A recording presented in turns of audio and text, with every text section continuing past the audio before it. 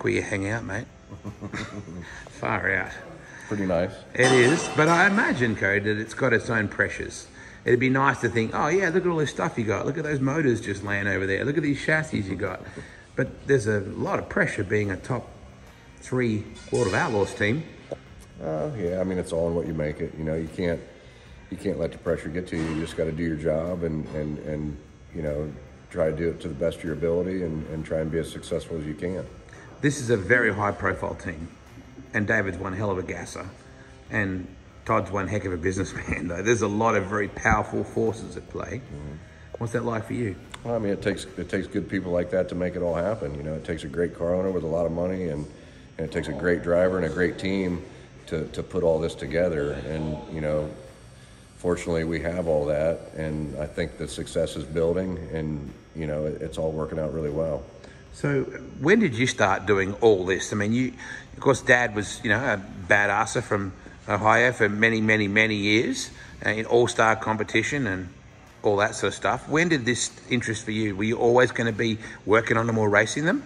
I mean, I don't know. I guess, I mean, I love being involved with it. I guess I first really got serious in about the early 2000s, you know, going into pits and hanging out and kind of learning the deal. But yeah, I don't know. I mean, there was a short stint where I felt like I wanted to race and drive, but I mean, unfortunately I didn't have the funds to really make that happen. So I always loved working on them. And it just kind of went from there, I guess. Just really thankful for this opportunity for sure. I mean, this has been the first really big team, big operation that I've had. So yeah, just really thankful where I'm at. Back in the day when your dad was running All-Stars, and of course the Frigidaire deal, and of course Uncle Kenny was running the Denny Ashworth car, and there was, you know, Dale Blaney in the Amoco car. There was just big sponsorship around. All-Stars were stout, weren't they? That's what you would have grown up around, wouldn't you? Yeah, I mean, that's like reliving my childhood. That was awesome. Those were awesome days. I mean, I guess that kind of got the blood flowing to, you know, at an early age, you know, seeing that level of competition and how good it was back then. And yeah, I mean, I don't want to wish my life away, but I almost wish I'd have been my age, you know, that I am today then. But yeah, it was good then. It was a lot of fun. So at what point did you race yourself?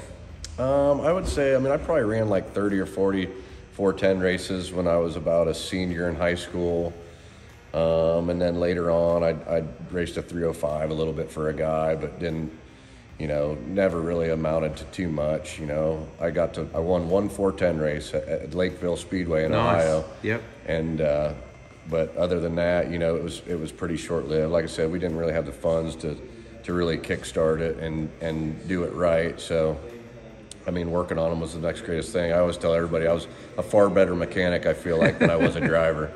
Not many people work that out, Cody, right? A lot of people still want to be that driver. Yeah. So it's good that you're able to identify your strengths, right? Yeah, I mean, you got to be a realist, you know, and I mean, I always felt like I had a pretty good attention to detail and was always pretty particular on how I built the cars and worked on them, you know, even when I was in high school and younger, and was around a lot of successful people to learn, you know, the different things. So, yeah, I mean, I wouldn't change anything.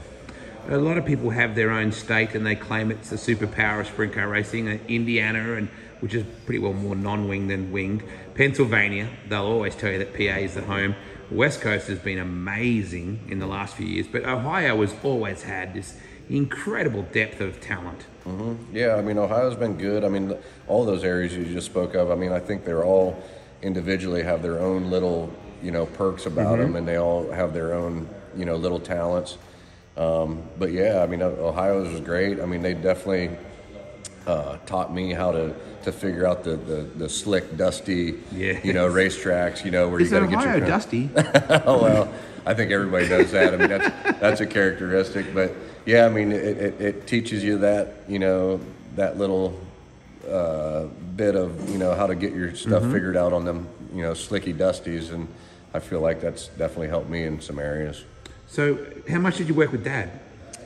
Like I started going into pits when I was probably 12 or 13-ish, you know, and kind of doing the tire deal and learning and, you know, pestering whoever was working on that, you know, to let me do things. I never really got to like work with him, you know, like on a professional level or anything. It was more or less just going in and kind of learning the ropes. Yeah. For a few years when I was, 12, 13, early teenager. But yeah, I mean, I would say like 2003 when he raced Ray Pollins' car, the 29 car, I kind of got pretty, I would say, a little more involved. Mounting and dismounting tires, grooving tires, doing the bleeders, and doing all that stuff. But yeah, it was all good. So I mean, your grandpa was a badass old racer. Your dad was a gasser. Your uncle was a gasser.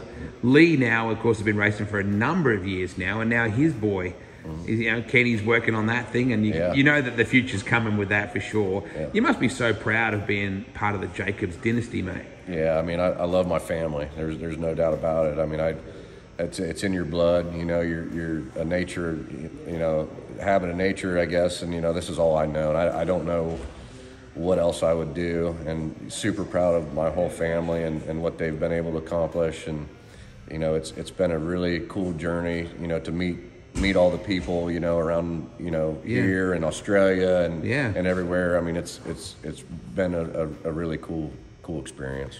How do you fit someone into your life with this stuff, Code? Like, it's having a love life, having a partner, it's, I mean, yes, this looks really cool. I mean, don't get me wrong, this looks really cool.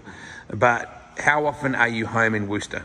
Yeah, I mean, not as much as I'd like to, but I mean, I've been with my girlfriend for 10 years now, and she's been very supportive, and it's a lot of sacrifice. I mean, there's a lot of, I told her going into it, she kind of, I was doing this before I met her, and I kind of told her how things are, and there's one phone call away, and all of a sudden you're moved halfway across the country, and I mean there's a shitload of sacrifice that you have to be willing to do this. And I mean, fortunately I've got a good support group. It's never easy. I mean, there's a lot of hard times, but you make the best out of it, and she's been very supportive. David Gravel is one of the most polished and well-rounded identities in sprint car racing. Not just what he does on track, but what he does off it, the way he promotes himself, the way he does his social media, his beautiful wife, their little bub now. He's a remarkably well-rounded competitor. What's he like to work with? It's been great. It's been a building process, and it's great. Like you said, he's one of the best drivers, all around. And I feel like we've developed a relationship the last 3 years, and it's going to keep growing. We've developed trust in each other, confidence. We kind of know each other a little more.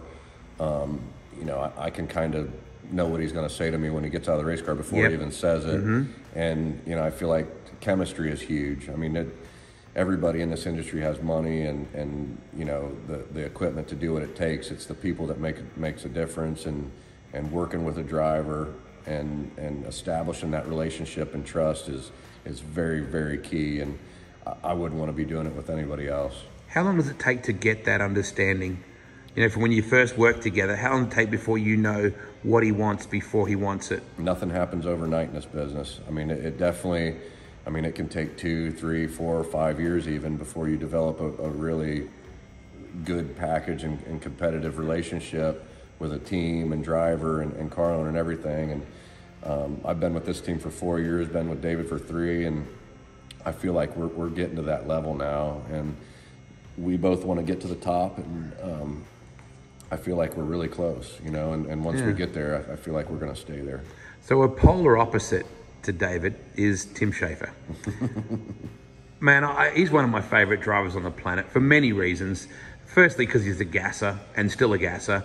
But secondly, because he's such a laid-back critter. He loves his beers. He loves his hanging out the night before. He's pretty good at jumping the cushion the night before and then coming out and just waxing everybody the next day. What was he like to work with? He was awesome. I will forever cherish the times I had with Schaefer. I mean, we were really fortunate that we got to do a lot of cool shit and win some big races and outlaw races, all-star races. We won the 100,000 at Mansfield, and I will forever cherish the times. I learned so much from him. He helped me with my career. I feel like I helped him a little bit later in his career, and he was awesome. He's a great human being. He taught me a lot about racing, and he taught me a lot about life. I mean, and he definitely likes to have fun, and I will, like I said, forever I will forever cherish those days with Schaefer. So tell me about Todd, because he also is a character that probably many people think they know, but really don't. I mean, he's a guy that gives you, this phenomenal inventory, of equipment and a hauler and, the spare parts and all that sort of stuff. But is there a lot of pressure on you from his point of view, or does he say, you guys know what you're doing, do it? No, I mean, he's been great to work for. I mean, I really don't see myself working for anybody else. I mean, he gave me the phone call, and he's put 100% trust in me, and he gives us absolutely 100% everything we need to be successful. And he'll give you that kick in the ass when you need it, but he's very supportive, and it's been great working for Todd. Tell me about the guys that you work with that have just left here now, because it's a village, right? It's a small village, but it's a village. It's not just you. Who do you work with on this deal? Yeah, I got a great team. I got Scott Vogelsong came back on board. He worked for us 2 years ago, and kind of filled in on the tire guy role, and then went to do other things and came back this year to be our car chief, and he does a great job. And Zach, he's been with us now for 2 years, and takes care of the tires, and it's just about that, getting a group of guys that can work together and stick together. It's very hard this day and age to get a team that can stay together for a long period of time. I mean, it feels like, honestly, I've been with this for 4 years, and I haven't had the same 2 guys consecutive, any year. Wow. So, it's hard. It's a real unique industry from a personnel standpoint, but I'm real thankful that I got 2 good guys that help me do it. Because when you're trying to race at this level, you just can't do it by yourself. It takes a good team. It takes a damn good team to be able to win these races. The sport is on a real upward surge, Code. You've been around this game a long time, probably 20 years plus as an adult. Kings Royal, million race, 250 to win at Huset's. The high limit stuff coming into play now, the West Coast big dollar shows, and also Williams Grove, the Natio. There's so many big marquee events now. The sports nationals was sold out almost Friday night as well as Saturday. Why is the sport rocking so well? I don't know. There's a lot of money in it right now. You got guys like Todd throwing up big money at Huset's, Tony doing what he did at Eldora. The Nationals is the Nationals, and it just keeps getting better and better and better, each year. Yeah. I just feel like, it's in a good spot. There's a lot of money involved with it, and, it takes good people to do that too. So, I feel like the sprint car racing industry as a whole is in a really good spot right now. How long will you do all this for? Oh, man, I keep threatening, I don't know. I would...